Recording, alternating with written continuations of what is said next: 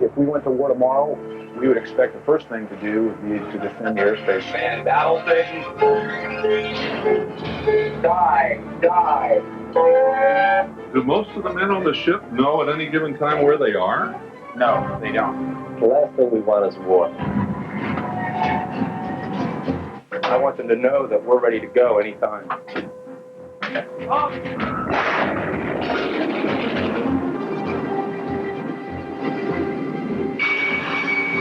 If I'm called to war, and if I have to turn those keys, I can do that. I don't think people in Washington understand exactly what we do. I'd like to let the public know that we're really not a bunch of warmongers. What we're doing out here, we're paying for the price of freedom. There's no doubt about it. American men and women all over the world defending our way of life. What are we willing to pay in lives and in dollars to make sure our children grow up free? And if there's a crisis or we're threatened or attacked, what can we do about it?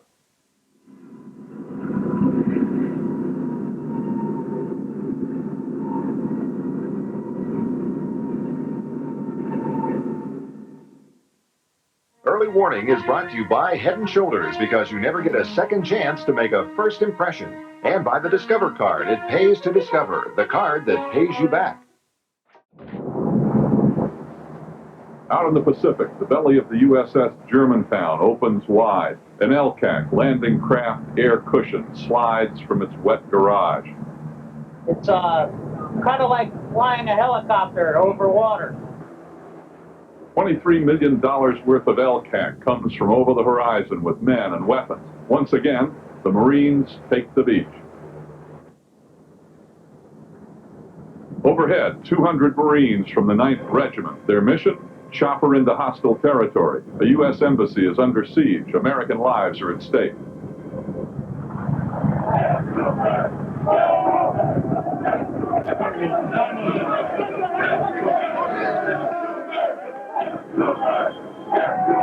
Our men and women of the Marines, Air Force, Army, and Navy, what do they do every day to defend against threats of nuclear attack or conventional war and third world crises?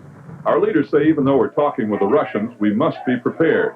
We took our cameras halfway around the world and saw things that most people have never seen. This is actually a Marine exercise at Camp Pendleton near San Diego. Even the rioters are Marines. Some here have faced this kind of situation before and may again. That's why everyone appears to be playing for keeps.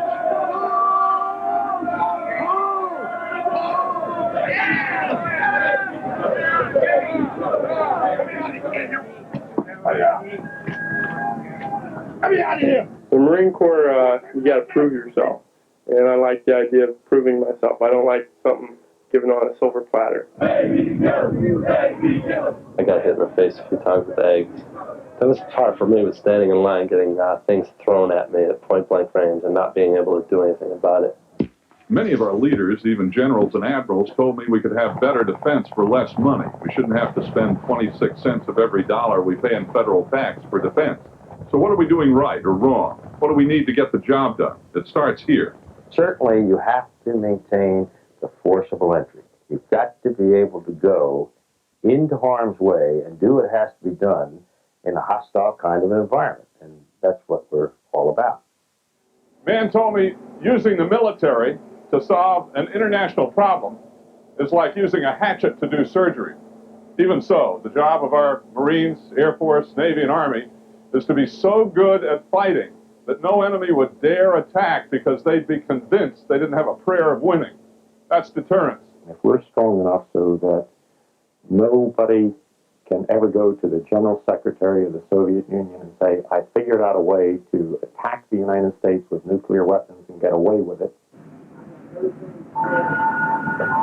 If we can see that no one could ever do that, then we are successful. Skybury, this is the SAC Command Center with a test of the primary alerting system. This is the Underground Command Center, a war room, really. The people of the Strategic Air Command, SAC, watch for crisis situations over the entire globe. From here, they can reach every SAC base, missile silo, bomber, and airborne tanker in the world in seconds.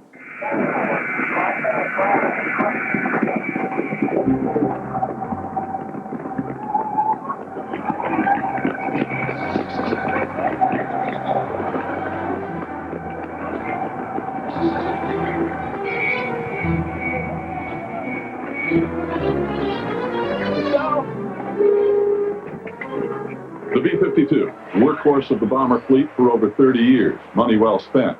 They can each carry 12 nuclear missiles and be in the air in minutes. They do it to prove they can, and to let Russian satellite intelligence know they can.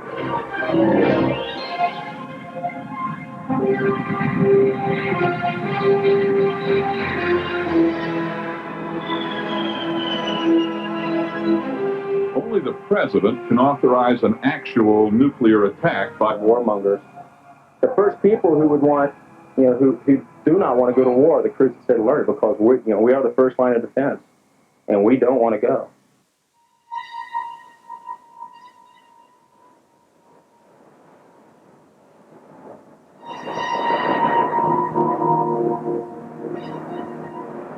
It's a breezy, dreary morning.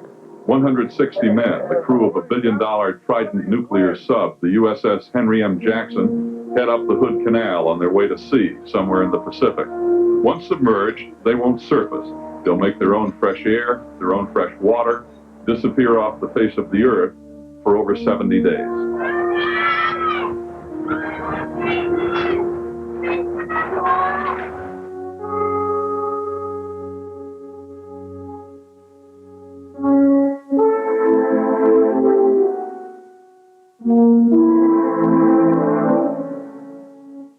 Very well. Submerge the ship to periscope depth. Submerge the ship, periscope depth. Aye, sir. Diving officer, submerge the ship, proceed to periscope depth. Raising number 2 scope.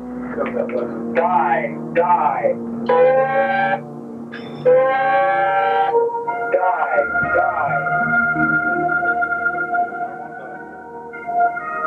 Captain Fisher runs the ship. The crew takes on his personality, quiet, efficient, calm. 10,000 grenade, all vents coming shut.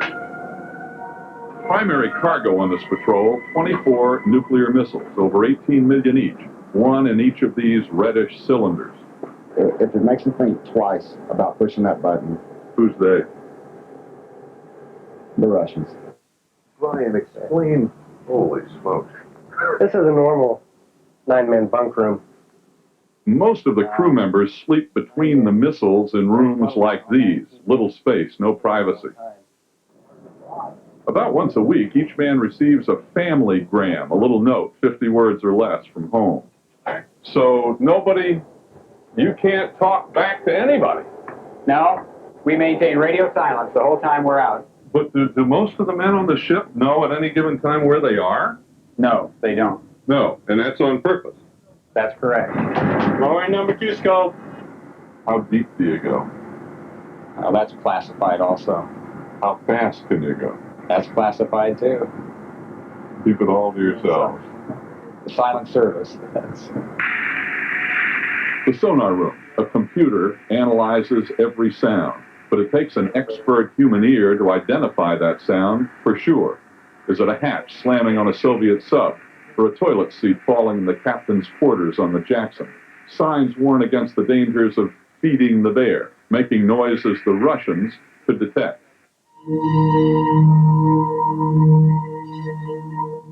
It becomes a way of life, of thinking quiet.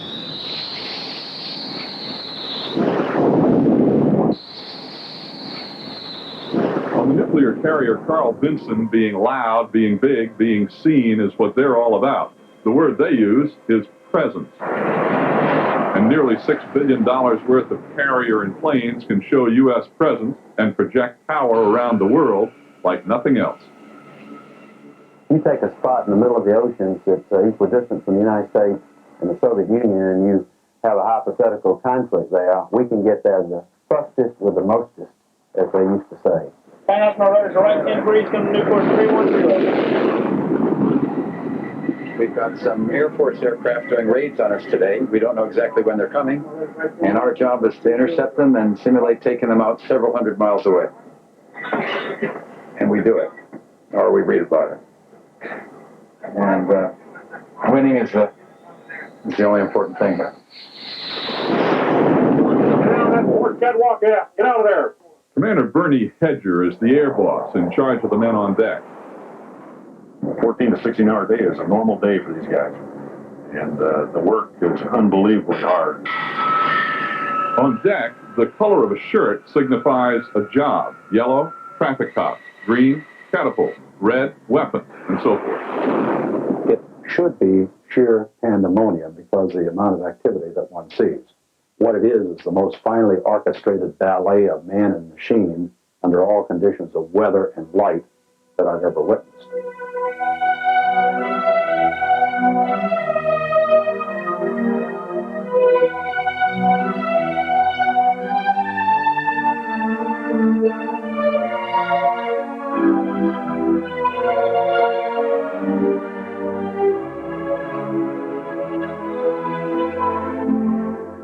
But there's more here than the majesty and power of man and machine. This carrier represents a major piece of our country's strategy, how to protect us. People can argue, and do, about what we need to be secure, how many ships, planes, guns, and personnel. But most agree we don't get full value for what we spend on defense, and too often it's the troops who have to pick up the slack. I don't think people in Washington understand exactly what we do. You know, they got figures, they got money and all that stuff. You know, that's all they look at is what's on paper. And you got guys working 18, 20-hour days out here making less than somebody flipping hamburgers in McDonald's. But if they want to cut back, then, you know, you got good people out here and you can make more money on the outside, so why stay? Why risk your life? You risk your life every time you go out there. Our people in uniform, most of them very young, are terrific, committed, disciplined, talented, truly the best they can be. Give them solid orders and the right tools, they'll get the job done. Most agree they deserve better leadership at the top levels of government. I think they could be a lot better served, but I think we can do better by them in terms of the weapons that we give them, both in quality and quantity, the kind of support we provide for them. Nobody likes to spend money on defense. I don't like to spend money on defense. The last people that want a war are military people. But we owe it to them to provide them with the adequate equipment, adequate ammunition, and it's been demonstrated time and time again that weakness only invites aggression, and unfortunately it isn't the kind of world that we'd like it to be. Right on, this is Eagle Launch Pilot Follow. In West Germany, the U.S. Army watches the Czech border for any sign that something's up. Anything unusual is reported back to Camp Reed. Did they have any weapons with them or anything of that nature? Haben Sie dabei Waffen oder Pistolen? Nein, das haben wir nicht gewusst, weil die sind ja mit dem Hubschrauber geflogen. Und der Hubschrauber This mission is more conspicuous. A U.S. Border Patrol exchanges information with German Customs Police. This is the Iron Curtain. Here, the rules are simple. Blue-tipped poles on our side, red-tipped poles on theirs. You'll see there's a PS observation tower right there. That tower is usually manned, and more likely right now they're looking at us. Look at them. Here, the threat is more real. World War II seems like only yesterday. Our young men watch and wait.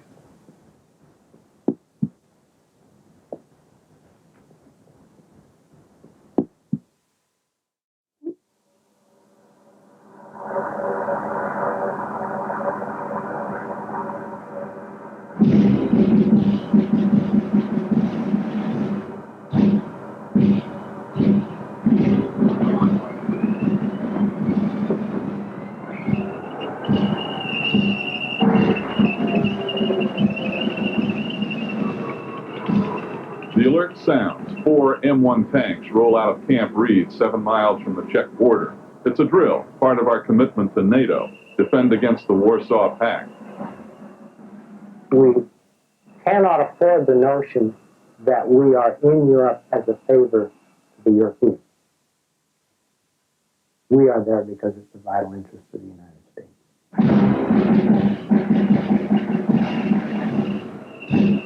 There are over 700,000 American military and family members in Europe, about as many people as live in Indianapolis. Of course, you'd never get away with this in Indianapolis, tanks rolling through town, tying up traffic, rolling across farmland.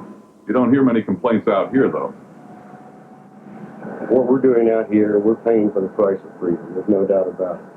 We put in long, hard hours, we train hard, and every time we go on a patrol, you can see the end result. They're out there just as often. I find that the soldiers and the leaders are very much aware of the threat they face. They know their enemy. They know the capability of their enemy. So I think you'll find a great awareness in Europe of the threat. You know, that border is not a long way off.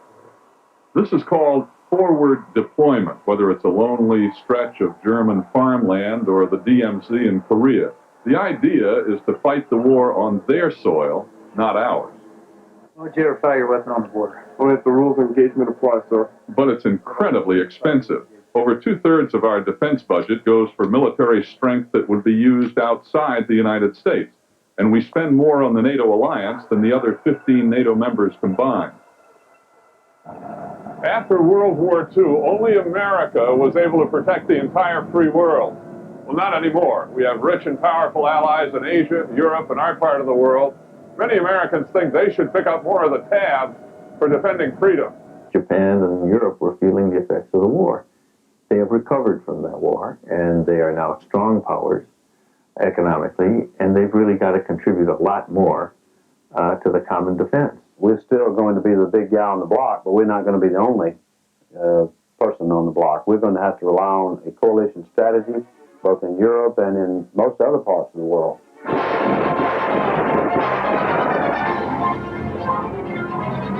They call this camp The Rock. Here they can tear the place up without worrying about somebody's garden.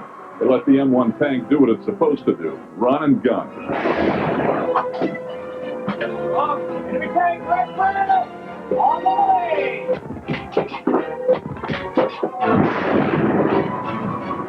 $2.5 million apiece. Some say that's too much. But for that, you get 60 tons moving 45 miles per hour with a gyro-mounted gun that stays on target despite terrain, fog, or darkness. And like most of our newest weapons, it's a computer that makes it work. This ship is only part high-tech. The USS New Jersey, one of 4 World War II battleships brought out of mothballs. It works, but it's expensive to run. Almost everything is done by hand. What good is an old battleship? Well, you know, we've got unbelievable offensive potential. And I'm not saying defense, I'm saying offense. We've got our long-range Tomahawk missile. We've got our shorter-range surface-to-surface Hartman missile. And then if they really want to get to us very close, we've got a thing called a 16-inch gun that was a massive force in World War II and still is today.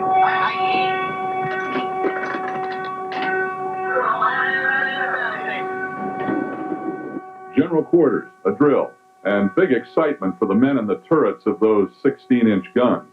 It's like standing on train tracks and having a freight train come right at you. It's something like 3D coming right in your face and then leaving right back. Sort of controlled danger. Our captain always says it doesn't get any better than that. Into the chamber, the shell weighs about the same as a Volkswagen, and they can shoot at 23 miles. Accurate. Center gun, 1 round loaded. First hit, center gun, shoot! Two. Fire.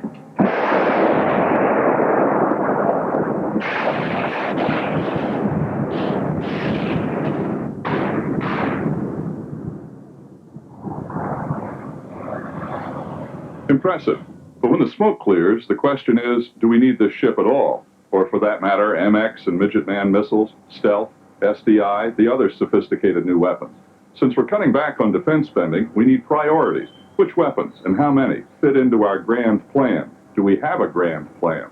There's a tendency to give the services the money and let them divide it up. You can't do that if you're going to have a coherent policy or a coherent strategy. The trouble is that, like football teams, you become perhaps so loyal to your own team that you lose sight of the rules of the game.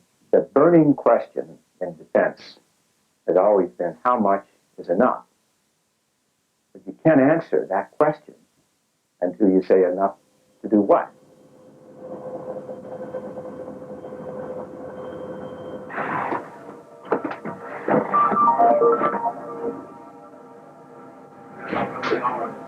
The Navy knew what it wanted from this ship: find the enemy over the horizon and protect the fleet. Early warning. This is the USS Vincennes, preparing to go to the Persian Gulf, where later it mistakenly shot down the Iranian airliner. 290 died. The Aegis cruiser, $1 billion each, with its advanced radar, intelligence, and weapons system. We learned that high technology also needs good human judgment to protect us from disaster. Tropical, this is a Romeo Foxtrot Roger. If you would like to relay this station We don't outnumber the enemy in people or pieces of equipment. So to make our odds better, we use smart weapons, high tech. Our survival could depend on semiconductors, those tiny little computer chips that fit on the tip of your finger. This F-16 won't even get off the ground without its computers and its chips. Right now, we buy too many of them overseas. Within 10 years, if we don't change that, our ability to fight and win a war could be in Asian hands.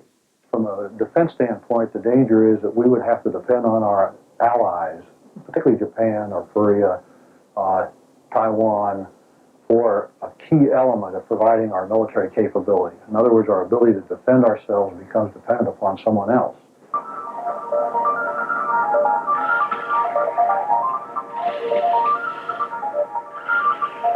For a strong defense, we need strong industry. Here in the nearly mile-long F-16 factory, just about everything is high-tech.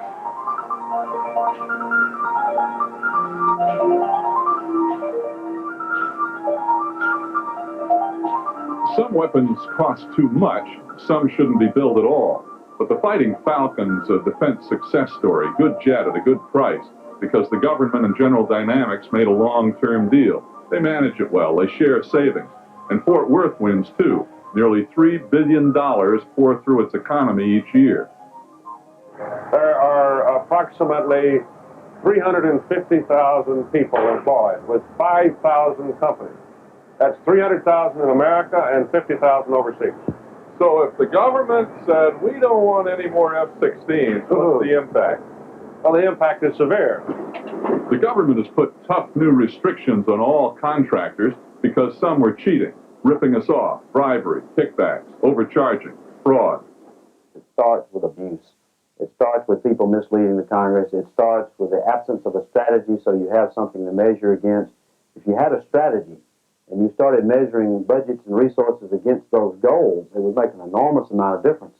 But in the absence of a strategy, every weapon system seems to take on a life of its own. It doesn't fit into a bigger picture. And so we're all part of the process, and the Pentagon has to improve, and so do we. I think industry tends to be the scapegoat. The scapegoat both for the Pentagon and for the Congress. And it's an easy way out to blame waste, fraud, and abuse on industry for the kinds of problems that are, by and large, created within the government. Our industry, I think, is a reflection of the way the government does its business.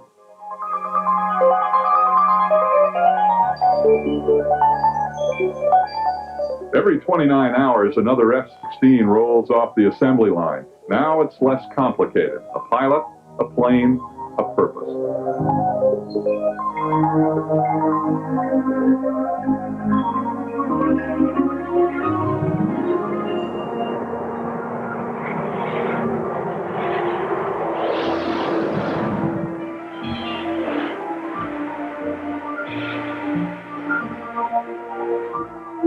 It's the biggest thrill that I've ever experienced in my life. And the neat thing is it's always thrilling. Every time I get in, it's just as thrilling as last time. She flies like a dream, you know? Boy, that's incredible. Doesn't it fly nice? My pilot, Dane White, Captain, United States Air Force. Dane's mission this day, practice, bomb a bridge, air-to-air combat, become the sacrificial lamb in a dogfight. If we went to war tomorrow, we would expect the first thing to do would be to defend the airspace. Then we could go on to try to turn the tide of the war and really take the war to the enemy and actually push them back.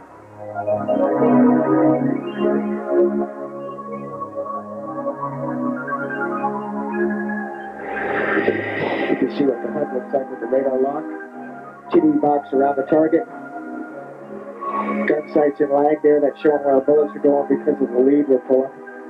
This is what the attack pilot sees through the gun camera as he darts across the clouds. Something like a home video game. Line up the variables. Gotcha. This is dangerous stuff. I mean, it's serious stuff. Do you ever think about that? Do you ever think about the dangers? Well, we think about it all the time. In fact, we realize every time we strap the jet on and go fly that it might be the last time we see our loved ones. If we didn't do the right thing, we could have smacked the ground. It's just not easy. It happens to enough guys that we really respect the airplane. And also we respect the fact that when war comes, it's going to be even more lethal.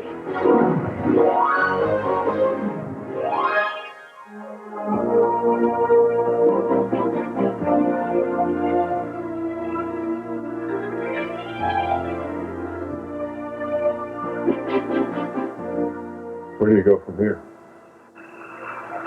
Hard to say. Hopefully it won't be away from the F-16.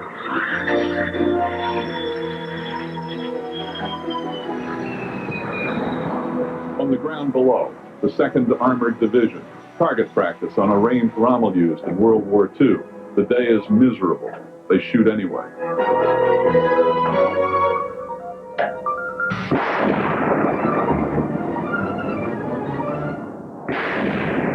Enemy tanks down! Enemy tanks down! A lot of the money spent on defense is well spent. We got our money's worth for people, for training, for many weapons that really work. But a tremendous amount of defense money is wasted. We're not talking about the hammers and toilet seats that cost hundreds of dollars, but tens of billions of dollars that could go instead for taking care of people or educating our children or reducing the deficit. And that's the tragedy of it. We're not providing the country with the defense that the country deserves, and we're spending more for it than we ought to be spending for it. 45 minutes ago, here at this border crossing point, at this former border crossing point, there was a PS border guard chief with the major and 3 soldiers. The West German Border Patrol tells our troops that a Czech major has been watching this area with interest. Suddenly, a Czech jeep pulls up to the crossing. The 2nd Cavalry gathers around. Now that we plan to reduce the number of nuclear weapons in Europe, some leaders believe we might be spread too thin here. Because we don't spend enough? No, they say, because we don't spend smart enough. If things get rough, could we hold this line? Right now, there's doubt.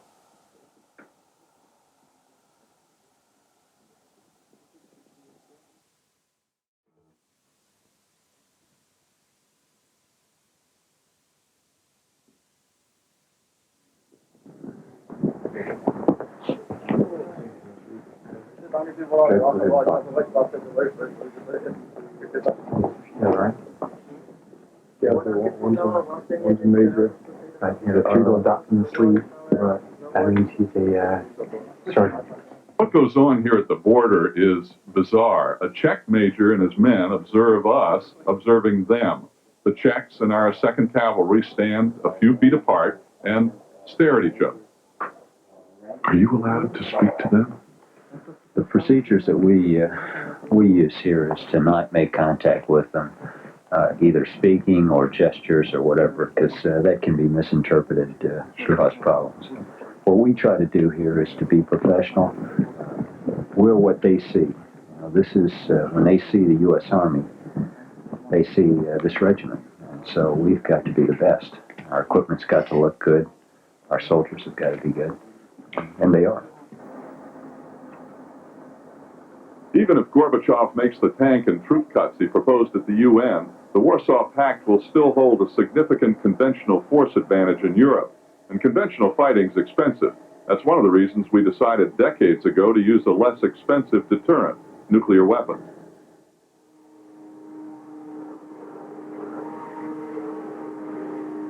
Temperature at 640 is 40 degrees. Because of the winds and snow, a little bit of snow we had last night, make sure you watch the curves and lower-lying areas. It'll be a little slippery out there. 8 a.m.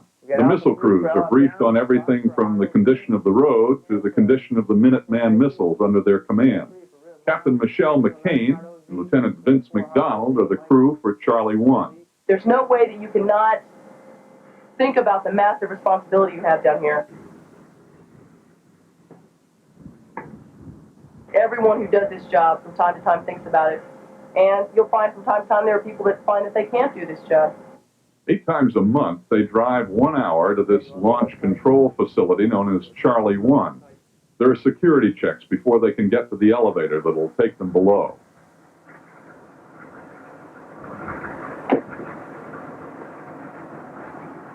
Good morning. How are you? Thank you.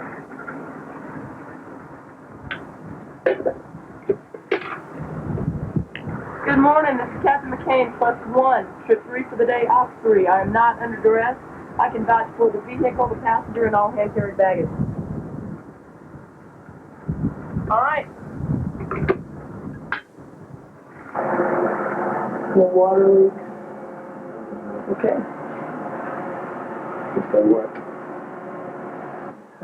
80 feet under Montana. This capsule was placed here over 25 years ago after the Cuban Missile Crisis. This is a shift change. Check the security seals on the equipment. Processor verifier. I have 73, 587. These are used to help us guard the critical encode components in the Launch Control Center. What they do is they provide us any evidence of tampering.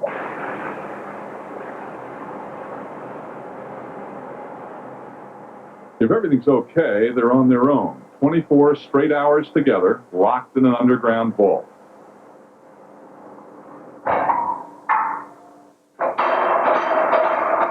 You still there?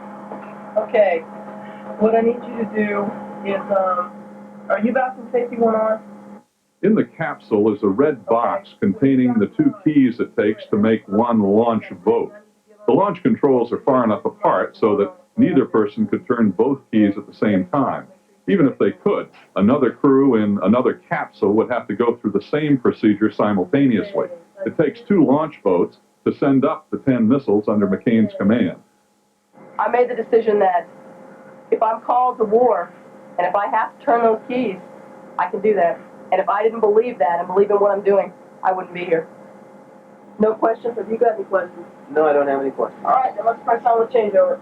Just last year, a male-female crew like this was not allowed, but women are doing more and different jobs in the military every day. 1 person in 10 in uniform is a woman. Remote target requirements reviewed has been accomplished. After a while, it sounds crazy, but after a while, you don't even look at each other as male and female. More than perhaps any other job in the military, the missile crew deals with public perception. It goes with the territory. You have 2 perceptions. One, it ranges from complete ignorance and complete animosity about what we do. People don't want to know, to the people who think that we have fangs, hunchback, and we drool. And I realize that's exaggerated, but people, I think, expect us to be slightly eccentric, a little bit crazy, to be down here, as opposed to being normal. We look like everybody else. We're reasonably intelligent, well-spoken. I think the fulfilling part about what we do, what's gratifying, is that we actually don't have to do our job. That we maintain deterrence, which is our mission, so that we never actually have to do what we were trained to do. Skybird, this is Looking Glass. The SAC airborne command post, the jettison of the primary alerting system. Acknowledged.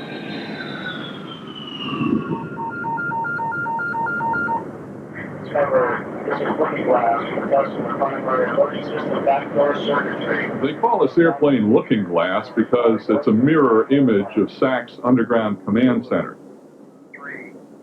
Looking Glass is my alternate to where we're sitting right here. If we were vaporized, you and I, here in a few minutes, I have a general officer airborne with a battle staff that's on that aircraft that will be able to take over for me. Roger, Command Center, this is Marigold. Would you place your DDO on the line for me, please? Stand by for General Hollander. General Buck Schuler and his staff are in the air for an 8-hour shift. They fly only over the continental United States. They refuel in the air to stay airborne, alert, and in touch with the people manning our bombers and missiles around the world. Before this plane lands, an identical one with another general on board takes its place. A Looking Glass aircraft has been in the air 24 hours a day, for the past 27 straight years. The materials with which we would execute and control the SAC force are locked in the safe, and I have a key, and the ops controller has a key. Where do you keep the key? I keep the key around my neck. Roger. Understand 7 bombers and 3 tankers. And when will the tankers recover from Edwards? Our military leaders have to know that they'll have enough money to keep this plane in the air and maintain other capabilities for years to come. They say that Congress is just too involved in the nitty-gritty of day-to-day Pentagon spending, that it keeps jerking the defense budget around like a yo-yo. Lots of money for a few years, then not so much money the next years. The military says if Congress will just provide a constant known amount for several years, the services will do a better job for less. The biggest problem we have in terms of waste in the Pentagon isn't $600 toilet seats. The biggest problem is the on-again, off-again nature of the funding. We ratchet up the spending one year and then cut it back the next. If we could somehow bring together a more business-like way of dealing between the Department of Defense and the Congress, that we could give this country the defense that they deserve for an awful lot less than we spend on it every day. But what we have to do is focus on the huge waste, and that is inefficient production lines, lack of coordination between the services, duplication between our own military services, and duplication between allies. Members of Congress use defense spending to bring business dollars to their districts, helps them get reelected. But try to trim waste, they say, not in my neighborhood. Cancel a big weapons program? Absolutely. But not in my state. Try to close an unneeded military base? You bet. But not in my district.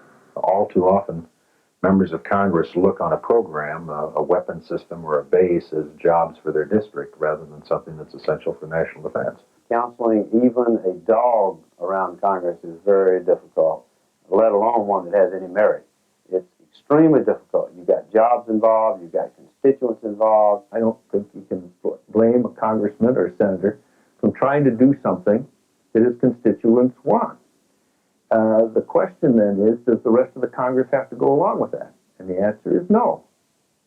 There's a disease in defense called not my fault. If something goes wrong, it's not my fault, blame the other guy. The government points at industry. Industry points at government. The Congress blames the Pentagon. The military blames Congress. Until there's incentive and reward for doing a good job, until people get fired for doing a bad job, until high-ups start holding other high-ups accountable for spending too much of our money like it's play money, it's not going to change.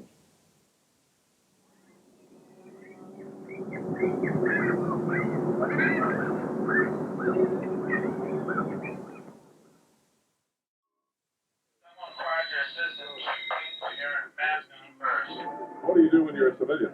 I'm an assistant manager for a National Cable TV Corporation. Diesel mechanic. What did you think when you first heard you were gone? I really didn't believe it. Great. Change of scenery. Where are you headed? Honduras. Army reserves from Pennsylvania are ready, more or less, for their 2 weeks a year active duty.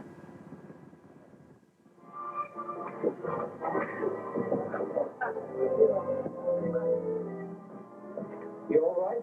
Yeah. I guess I'm not as troubled as all of us. This will be home for the next 2 weeks, Camp Powderhorn. It's a joint operation with the Honduran Army.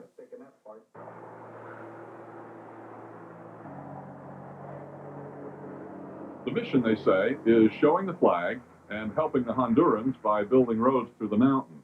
When we were there was conflict on the Honduras-Nicaragua border.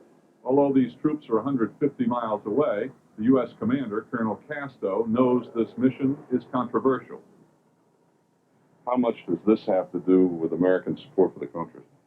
Well, as far as I'm concerned, it has nothing to do with it, because we're down here to build a road, and that's all we're doing here. And we're also getting the best training in the world, so that's the most important thing, is train our people. People can disagree whether our soldiers should be in Honduras. But again, the bigger question, where do U.S. Army reserves, where do all the armed forces fit into our country's big plan, our strategy to defend the free world?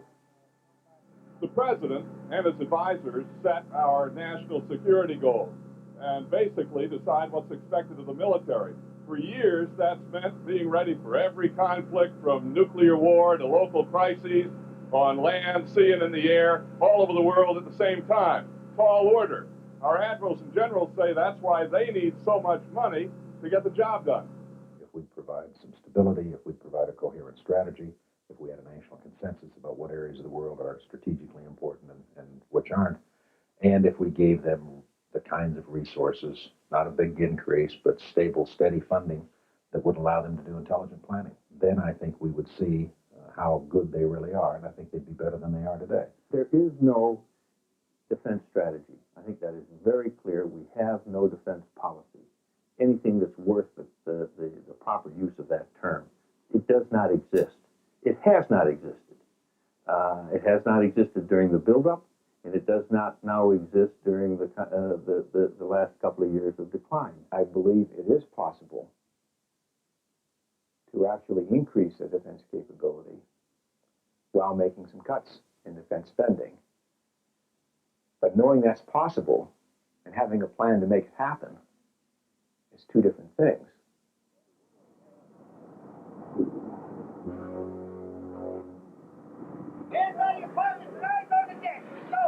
In the military, there's a plan, a system, a procedure for virtually everything. On a carrier deck, even the tiniest scrap of debris is picked up so it can't get sucked into a jet intake. We get ready to launch in the F-14. I'll fly with Ray Rose, combat veteran, commander of the Sundowners.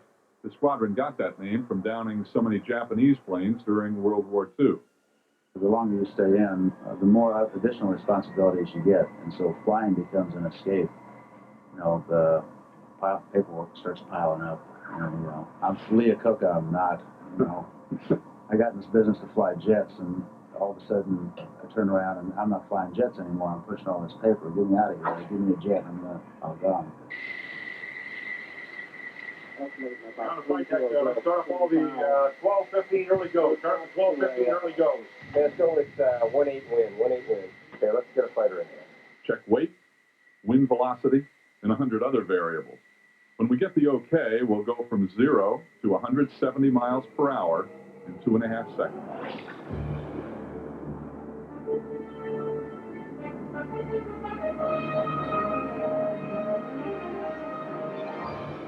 And we make the same basic sacrifice, whether it be peacetime or wartime. Nothing changes for us. That, I think, is important to understand. It's not like that everybody just kicks back and relaxes and has a good time waiting for the next war to start. It doesn't work that way.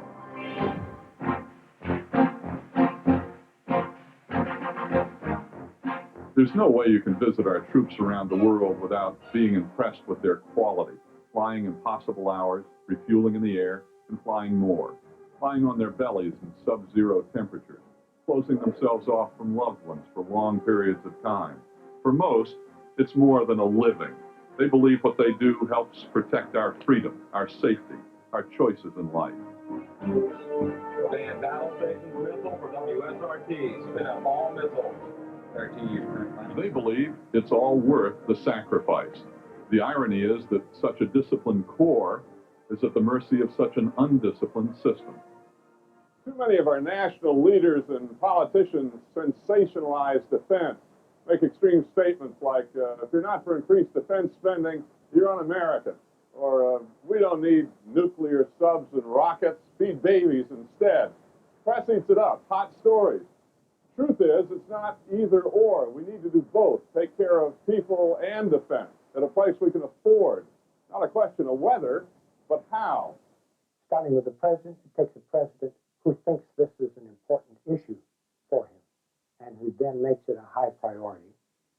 It takes a Secretary of Defense who is determined to improve the operation of the way the Pentagon goes about buying things and enforces some discipline. It takes a congressional leadership that will focus on the big things, that will, for example, go to a multi-year defense budget so you don't fight the same battles over again year after year. The ultimate judges are the American people, the electorate, the folks who get to choose every 2 years or every 4 years who's going to run the country. It boils down down to this. The person who lives here has to set clear and realistic goals, then demand that everybody do the job right. We need defense that works, that we can afford, and we have the right to it because the cost is so high and the stakes are so great. Back at Camp Pendleton, the Marines finish the job, take the civilians to the evacuation chopper. The exercise took longer than it should have. To them, it's a warning. Next time they'll do it better, faster. They'll have to. As always, it comes down to a soldier, a weapon, and the system that protects our country and gives our people in uniform a fighting chance of getting out alive.